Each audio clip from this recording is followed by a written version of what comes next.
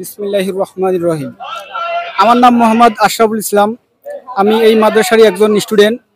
Class 1 থেকে এই মাদ্রাসায় পড়ালেখা করতেছি। এখন বর্তমান রানিং ফাজিল 3য় বর্ষে অধ্যয়নরত আছি আর কি। আমি বিগত অনেক বছর 10 বছর থেকে এই মাদ্রাসায় লেখাপড়া করতেছি। এই মাদ্রাসার চাল চলন সবই আমার জানা আছে। আমার বাসা এখানেই, মাদ্রাসার পিছনে আমার বাসা।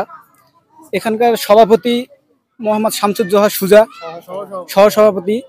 আমরা মাদ্রাসার স্টুডেন্ট, আমাদের মা বাবা চায় যে মাদ্রাসায় পড়লে ছাত্ররা ভালো হবে, কিন্তু এখানকার সহসভাপতি যেসব মানে অন্যায় কাজ, যত অন্যায় কাজ, এই সুজা যার নাম সহসভাপতি, এই সব অন্যায় কাজ এনার দ্বারা সম্ভব। আমরা যদি মাদ্রাসায় খেলতে আসি, মাদ্রাসা তো খেলতে দেয় না আমাদের। আমরা মাদ্রাসার ছাত্র, আমাদের খেলার আছে, আমরা অধিকার আছে খেলার। আমরা মাদ্রাসায় খেলি। উনি মোটরসাইকেল নিয়ে আসার পর মোটরসাইকেল থামায় আমাদেরকে এই মোটা লাঠি নিয়ে, আগে ছোট ছিলাম কিছু বলতে পারিনি, এখন তো আমাদের জ্ঞান বুদ্ধি নেই, এখন তো অন্যায়ের বিরুদ্ধে আমরা কথা বলতে পারবো। এখন সুজা হোক আর প্রধানমন্ত্রী হোক, এখন কাউকে আমরা সময় দিই। অন্যায়ের বিরুদ্ধে আমরা লড়তে পারি।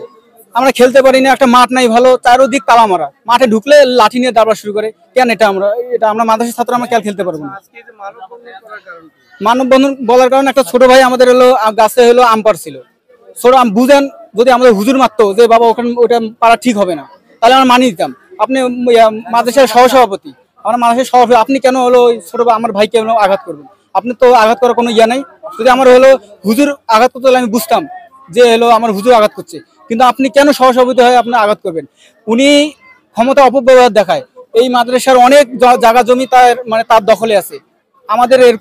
আমাদের মসজিদ একটা আছে, ওই মসজিদে উনি সহসভাপতি।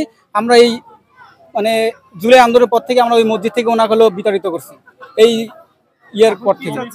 এখন আমরা চাই এই কমিটি যেন বিলুপ্ত হয়, আর আমাদের সুন্দর পরিবেশ যেন একটা হয়, আমরা সুশৃঙ্খল ভাবে লেখাপড়া করতে পারি। এটাই